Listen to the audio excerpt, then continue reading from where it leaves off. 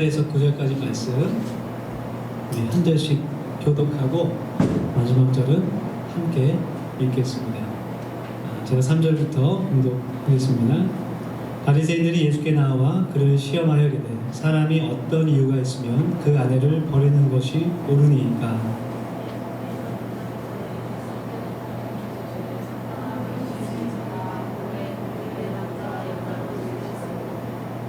말씀하시기를 그러므로 사람이 그 부모를 떠나서 아내에게 합하여 그 둘이 한 몸이 될지니라 하신 것을 읽지 못하였느냐.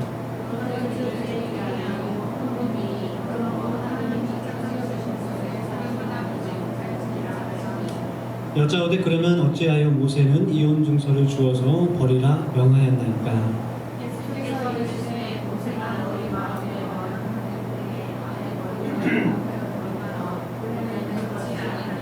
다 같이 하겠습니다. 내가 너희에게 말하노니 누구든지 음행한 이유 외에 아내를 버리고 다른 데 장가드는 자는 가늠함이니라. 아멘. 옆에 분과 오늘은 평화의 인사를 나누겠습니다. 옆에 분의 눈을 바라보시면서 따뜻한 마음을 담아 샬롬 인사하겠습니다.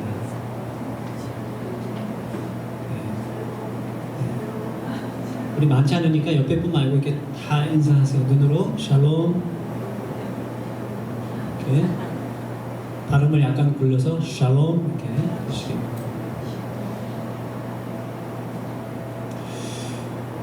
하나님의 평안이 함께 하시기를 그런 뜻이죠.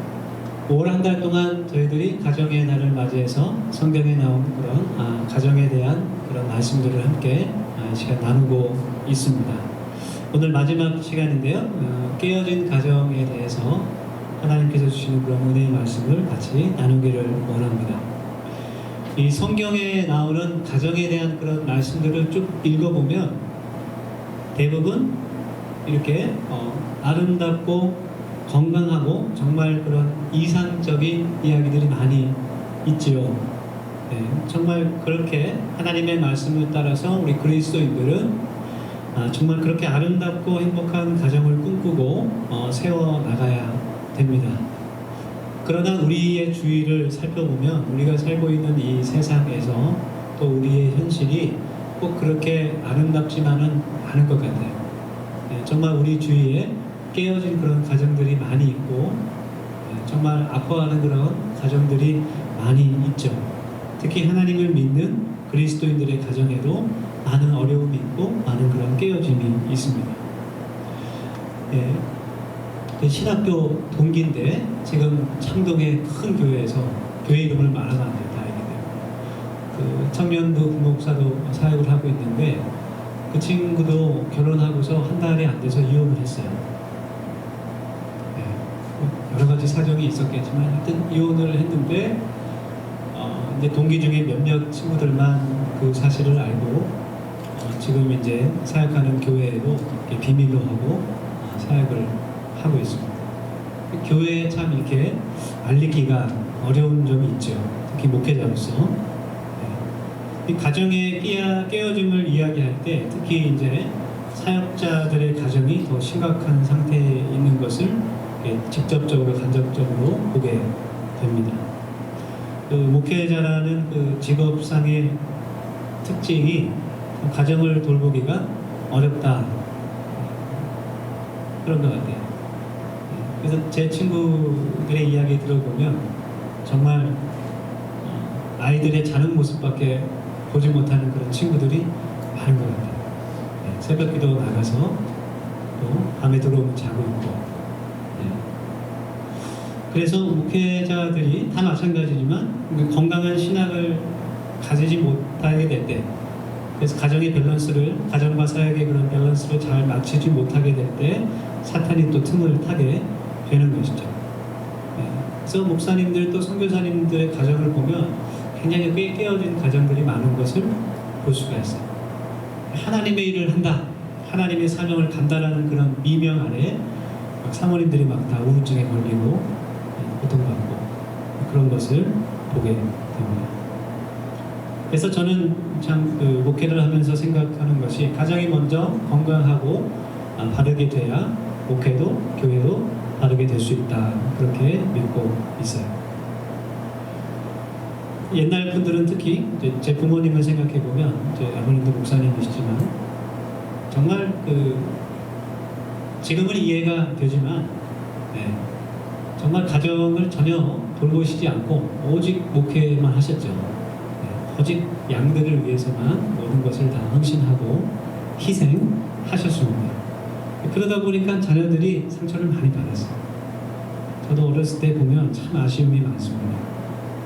그래서 지금 부모님을 뵈면, 어머니 돌아가셨지만 머릿속으로 참 복잡한 생각들이 여러 가지가 들면서 가슴 한편이 이렇게 아려오는 그런 느낌이 있죠. 그 외에도 이제 하는 그런 이제 사역하면서 경험하다 보면 우리 성도들의 삶 가운데 그런 가정의 깨어짐 때문에 어려워하고 힘들어하는 사람들이 많이 있다는 거예요.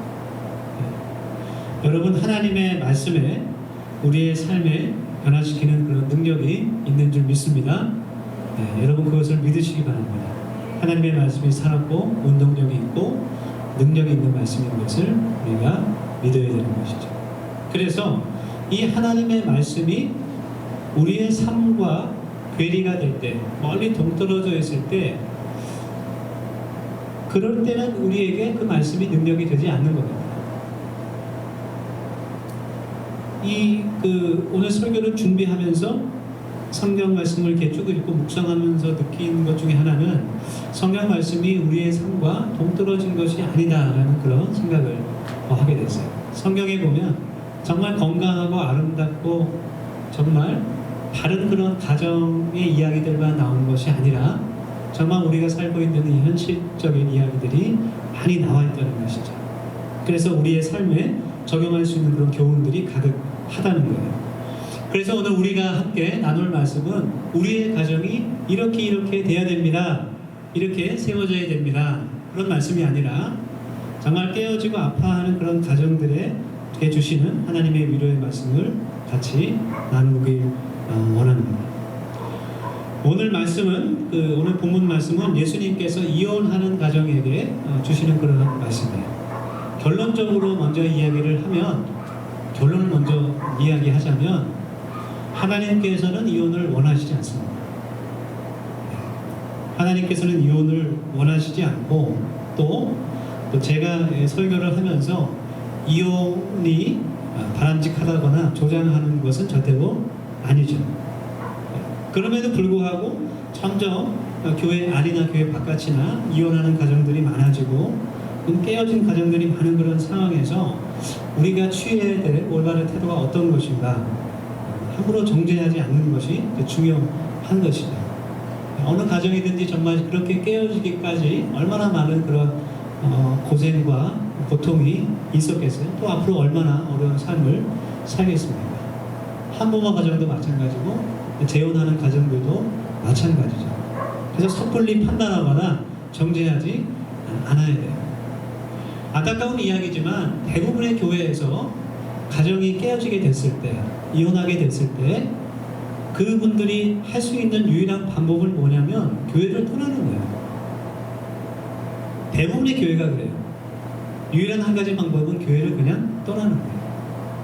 그래서 자기는 이제 오픈하지 않아도 되는 그런 큰 교회에 출석만 하거나 아니면 그냥 하나님을 떠나 사는 경우가 대부분이라는 것이죠. 근데 교회 생각해보면 교회라는 곳은 정말 그런 깨어진 사람들이, 아파하는 사람들이 회복하고 용서받고 은혜를 받는 곳이 되어야 되는데 어떻게 하면 교회 안에서 그런 깨어진 가정들이 치유가 되고 회복될 수 있을까? 교회 공동체가 가족과 같은 그런 공동체가 되어야지만 그것이 가능한 것이죠. 정말 한 가족같이 서로 사랑하고 섬기고 중보하고 배려하는 그런 공동체가 된다면 그것이 가능하지 않을까, 그런 생각을 해요. 그래서 우리 더세움 교회가 정말 서로 정죄하고 판단하는 그런 교회가 아니라 사정을 다 알지 못할지라도 서로를 위해서 기도해주고 배려해주고 도와주는 그런 가족 공동체가 될 수 있기를 예수님의 이름으로 축원합니다. 아멘. 저는 율라겁에 종사한 여성을 만나서 전도를 했어요. 교회에 가라고 이야기를 했는데 그분의 말은 지금도 잊혀지지가 않는데 나는 죄가 많아서 교회에 갈 수가 없다는 거예요. 굉장히 오랫동안 그 말이 기억에 남았어요. 교회라는 곳이 원래 죄가 많은 사람들이 가는 곳인데 죄인들이 가서 회개하고 은혜를 받고 변화되는 곳이 교회인데 죄가 많은 사람들이 오지 못하는 곳이 되어버렸나 그런 생각이 들게 된 것이죠. 정말 이 교회라는 곳 안에서 하나님께 은혜를 받고 그런 죄인들이 변화가 되어야 될 텐데 왜 교회에 그런 사람들이 오지 못하게 된 것일까? 여러분, 만약에 우리 교회에 그 율랑 여성이 이제 출석한다면 우리가 어떻게 해야 되겠습니까? 만약 우리 교회에 이혼한 가정들이 오게 되면 한부모 가정이 오거나 재혼한 가정이 이제 우리 교회에 나오게 되면 우리가 어떻게 하면 좋겠는가? 동성애자가 우리 교회에 나오면 어떻게 하면 좋겠을까? 동성애에 대해서는 따로 한번 설교를 하려고 해요. 간단한 문제가 아니기 때문에 저도 공부를 더 해야 되고 성경을 더 봐야 되고 하나님의 말씀 속에서 우리가 답을 찾을 수가 있어야 되는 것이죠. 오늘 마태복음 19장의 말씀에서 이 바리새인들이 예수님을 시험하고 있습니다. 한 바리새인이 예수님께 와서 이혼에 대해서 질문을 하죠. 어떤 이유가 있을 때에 아내를 버릴 수가 있습니까? 그렇게 질문을 해요. 어떠한 이유가 있을 때 내가 아내를 버릴 수 있습니까? 질문 자체가 틀렸죠. 그렇죠? 간 큰 남자 시리즈가 생각납니다. 그죠? 요즘은 남편이 쫓겨다니는 시대인데 어떻게 해야 아내를 버릴 수 있습니까? 예수님이 말씀하시죠. 하나님이 짝져주신 것을 사람이 나누지 못한다. 여기서 알 수 있는 것은 믿음의 가정이라는 것은 하나님께서 짝져주신 것이다. 그리고 사람의 것은 나눌 수 없다. 그래서 이혼하는 것은 잘못됐다는 것을 알 수 있죠. 그 다음에 이제 바리새인이 모세의 이혼 증서에 대해서 이야기하는 거예요. 그러면 왜 하나님께서 모세를 통해서 이혼 증서를 쓰게 하고 이혼했다는 그런 문서를 줘서 왜 아내를 버리게 했습니까? 그렇게 물어보는 거예요. 예수님께서 다시 대답하시기를 음행한 연고 외에는, 그러니까 외도를 했다거나 다른 사람을 만나서 관계를 가졌다거나 이렇게 외도한 음행한 것 이외에는 그 아내를 버려서는 안 된다, 이렇게 말씀하십니다. 결혼이라는 것은 한마디로 약속이라고 할 수 있죠. 그래서 정말 그렇게 자기 남편, 자기 아내 외에 다른 사람을 만난다는 것은 하나님께서 주신 그 십계명 간음죄를 짓는 것뿐만 아니라 그 서로에 대한 그 평생 함께 하겠다는 그 약속을 깨트려 버린 거예요. 그 언약을 깨트려 버린 거죠. 그랬을 때 그 아내를 버릴 수 있다, 그렇게 예수님이 말씀하시는 거예요. 예수님이 이렇게 말씀하신 이유는 이 당시에 그 유대사회에 많은 사람들이 이혼을 하고 재혼을 하고 그런 사람들이 굉장히 많았다는 것이죠. 그래서 그 이혼 증서가 나오는 말씀, 신명기 24장의 말씀인데 그 말씀을 놓고 그 당시에 유대교회 랍비들이, 선생님들이 가르치는 내용들이 있었어요. 그 샴마이아파와 힐렐학파가 나눠져 있었는데 힐렐학파는 좀 온건한 그런 학파였습니다. 그래서 그 예수님의 말씀처럼 정말 가능한 것, 또 어떤 특별한 죄가 아닌 이상은 이혼을 해서는 안 된다, 그렇게 가르쳤어요. 그런데 더 세력이 컸던 그런 샴마이 학파에서는 어떻게 그 신명의 말씀을 해석하고 가르쳤냐면 그 아내의 수치되는 일이 어떤 것인가에 대해서, 여러분 놀라지 마세요. 아내가 남편의 심기를 조금만 거슬러도 남편에게 수치를 끼치는 것으로 생각을 했어요. 그래서 유명한 랍비가 있었는데, 아키바라는 랍비가 있었는데 그 사람이 그런 말을 합니다. 아내가 그의 접시를 망가뜨리기만 해도 이혼 증서를 써줄 수 있다, 이렇게 얘기해요. 또 무슨 얘기를 하냐면 다른 여자에게서 내 아내보다 더 아름다운 것이 발견되면 이혼 증서를 써줄 수 있다, 그렇게 얘기해요. 예수님의 이 말씀을 듣고 10절에 보면 제자들의 반응이 나오는데 제자들이 뭐라고 하냐면 아유 결혼하지 않는 것이 낫겠습니다. 그렇게 얘기를 해요. 다른 사람들도 아니고 예수님의 제자들도 예수님의 이 말을 듣고 가능한 외에는 안 된다. 아 결혼하지 않는 것이 낫겠습니다. 그 당시에 얼마나 유대 사회가 타락했는가 그것을 보여주는 것이죠. 여러분 그 모세에게 하나님께서 말씀하신 그 이혼 증서라는 것이 무엇이냐면 남자들이 마음대로 아내를 버릴 수 있는 권한을 주는 것이 아니라 그 당시에 이혼 증서라는 것은 여성을 보호하는 최소한의 장치였어요. 그때는 남편 없이 여성 혼자 경제활동을 하기 힘들기 때문에 이혼 증서라는 것은 이 여자가 아무 남자에게도 구속되지 않았다, 속해 있지 않았다, 자유롭게 다른 사람에게 결혼할 수 있는 그런 최소한의 장치였어요. 그래서 여성을 보호하기 위한 그런 하나님의 배려였지 남자들의 그런 욕망을 채우기 위한 도구가 아니었다는 것이죠. 여자들이 최소한 살아갈 수 있는 정말 보호받을 수 있는 그러한 일종의 보장할 수 있는 그런 유일한 제도, 장치였다는 것이죠. 사람들이 하도 자기 여자를 물건 취급하고 버리기 때문에 하나님이 그들을 보호하신 거예요. 그래서 중요한 것은 하나님의 마음과 그 뜻을 헤아려 아는 것이 중요한 겁니다. 하나님이 왜 그것을 주셨는가 그것을 헤아려 아는 것이 중요한 것이죠. 그런데 유대 남자들은 그것을 악용해서 부인을 마음에 안 들면 버리고 또 다시 재혼하고 또 버리고 그런 일에 사용했다는 거예요.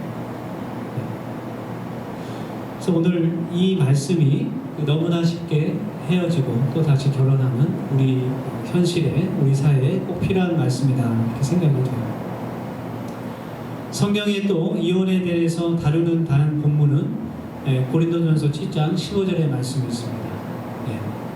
본문 말씀이 나와 있는데 혹 믿지 아니하는 자가 갈리게 하라.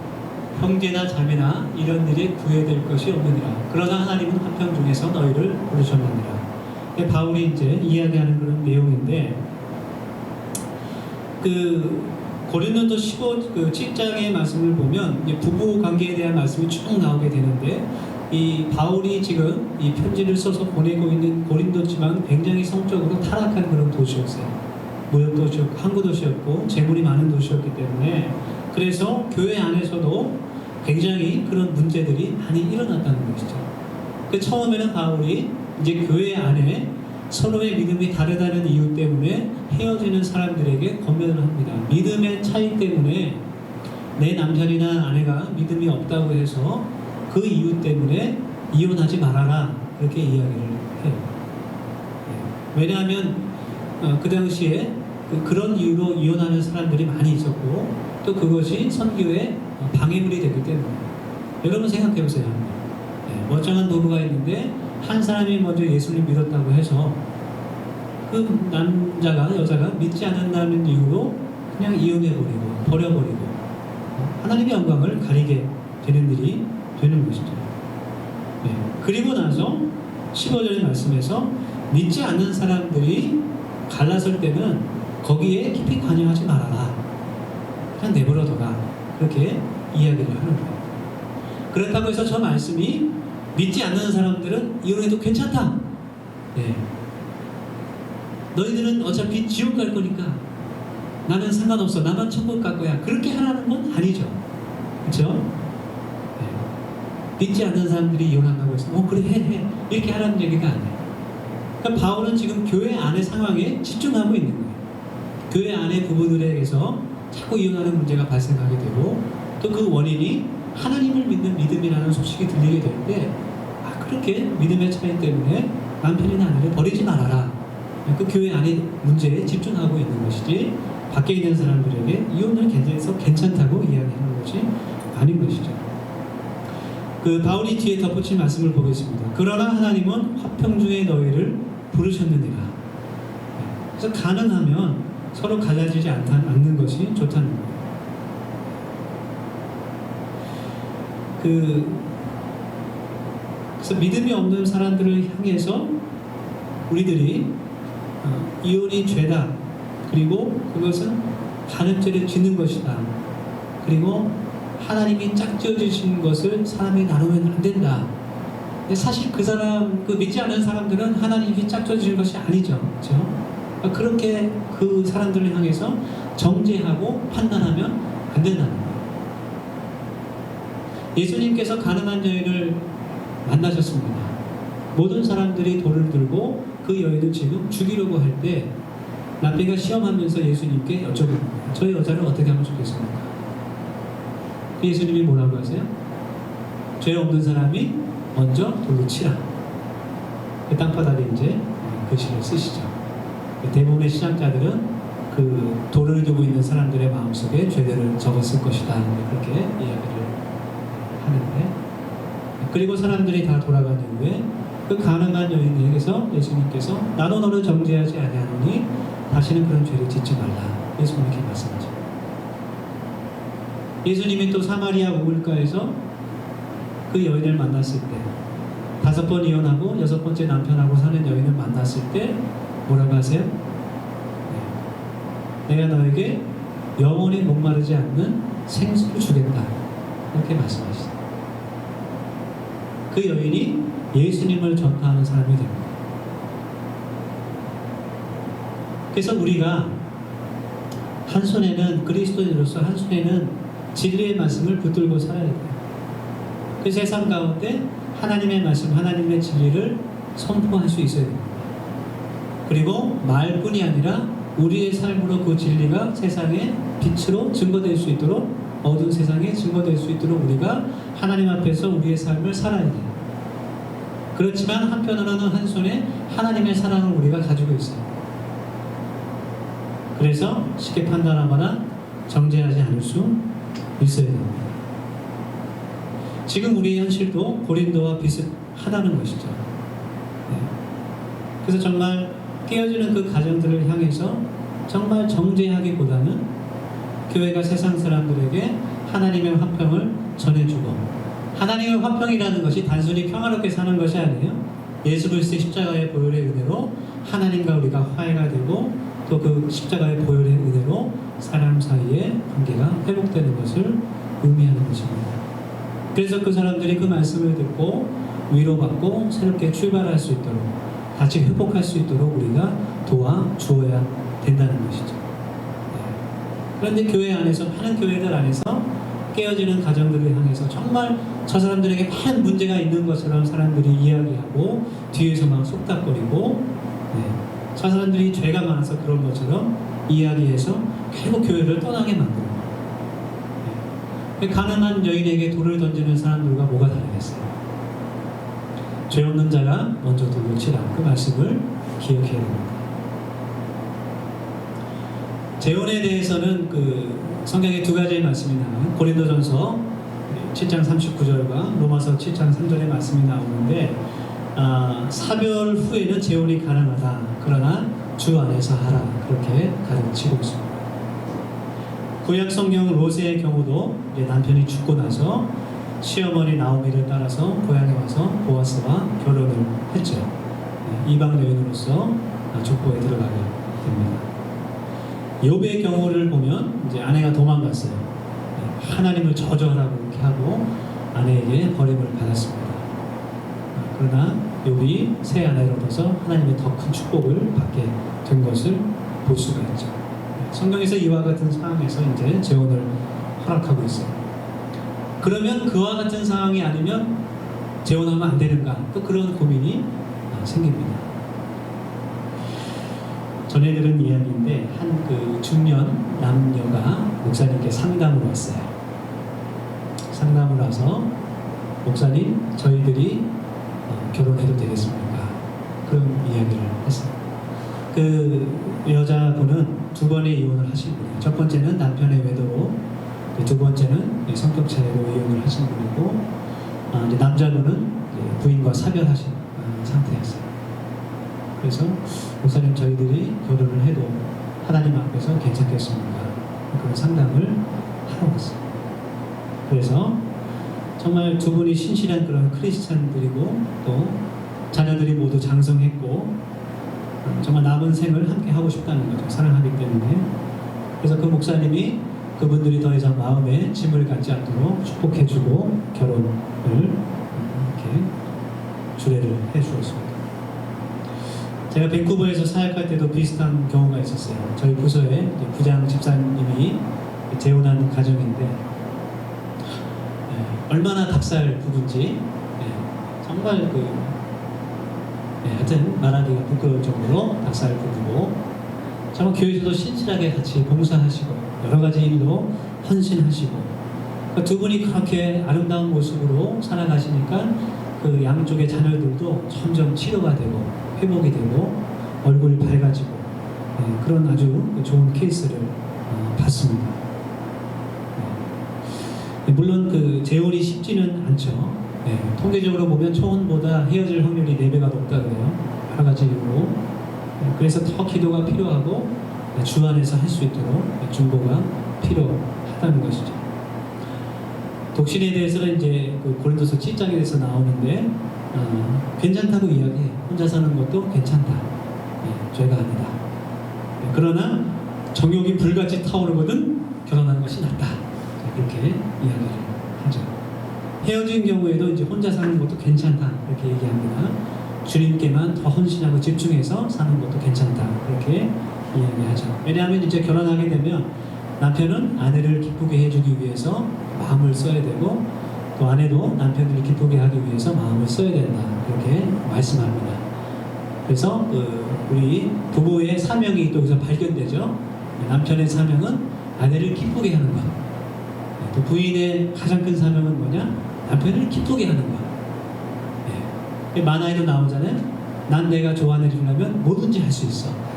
엄지한테 얘기하잖아요. 그렇죠? 그래서 엄지가 얘기합니다. 날 정말 좋아한다면 마동탁한테 져라. 그만하겠습니다. 너무 산으로 가니까 아무도 안 읽으실 것 같아요. 바울은 오직 주님을 위하는 마음이라면 이제 혼자 있는 것도 바람직하다. 그러나 이제 정욕이 있는 것도 성적 욕망이 있는 것도 죄가 아니고 결혼하는 것도 죄가 아니고 혼자 있는 것도 죄가 아니다. 그렇게 이야기를 합니다. 자, 오늘 말씀에서 정말 중요한 것은 우리를 사랑하시는 그 하나님의 마음이죠. 마태복음 7장 말씀에서 보면 하나님의 마음이 이제 부모님의 마음과 같다. 그렇게 설명을 하잖아요. 그래서 모든 부모님의 그 한결같은 마음은 정말 자녀들이 아름답게 장성해서 사랑하는 사람을 만나서 행복하게 삶을 살아가는 것. 그것을 원하는 것이 아버지, 어머니의 마음인 것이죠. 그렇죠? 그렇지만 그럼에도 불구하고 또 자녀를 존중하시기 때문에 정말 어떤 사정이 있어서 그가 홀로 있든지 또 갈라서든지 다른 사람을 만나든지 간에 그 부모님은 마음이 아프지만 그 자녀를 위해 또 기도해 주시고 또 축복을 빌어주시고 용납하시는 것, 그것이 아버지의 마음이 아닌가 그렇게 생각이 됩니다. 정말 우리가 오늘 말씀을 통해서 기억할 것은 우리의 한 손에 진리를 가지고 또 한 손에 하나님의 사랑을 가지고 중보하고 기도할 수 있는 그런 그리스도인이 되기를 간절히 축원합니다. 우리 5월 한 달 동안 가정에 대한 말씀을 함께 나눴는데 그 말씀들을 통해서 우리의 가정이 더 풍요롭고 건강하게 또 세워지고 회복될 수 있고 치료받을 수 있기를 간절히 소원합니다. 그래서 정말 우리의 가정을 통해서 더 믿음이 세워지고 또 그런 축복들이 더 세상 속으로 흘러가고 예수 그리스도가 증거될 수 있는 우리들이 될 수 있기를 간절히 예수님을 축원합니다. 우리 같이 이 시간에 기도합시다. 우리 함께 기도할 때 첫 번째로 진리와 사랑으로 살아갈 수 있도록 하나님 도와주시옵소서. 같이 기도하고 두 번째로 예수 안에 복된 가정을 이룰 수 있게 주님 도와주시옵소서. 또 세 번째로 하나님 우리 교회를 하나님의 도구로 사용하셔서 깨어진 가정을 위로하고 치료하고 그들이 회복될 수 있는 이 더샘 교회가 될 수 있도록 주님 도와주시옵소서. 또 우리 교회를 위해서 같이 기도합시다. 하나님의 선교의 도구가 되게 하셔서 정말 이 공간이 열린 공간이 되게 하시고 하나님께 영광 돌릴 수 있는 그런 공간이 되게 하셔서 많은 사람들이 와서 함께 사용하며 하나님께 영광 돌릴 수 있도록 주님 도와주시옵소서.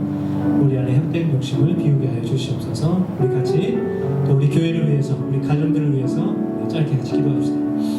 거룩하신 하나님, 저희들이 함께 동서로 기도하며 나아갑니다. 아버지 하나님, 우리들의 마음 가운데 아버지 하나님의 마음을, 그리스도의 마음을 담게 하여 주시고, 아버지 한 손에 하나님의 진리를 가지고 세상에 나가 선포할 수 있는 저희들이 될 수 있도록 인도하여 주시옵소서.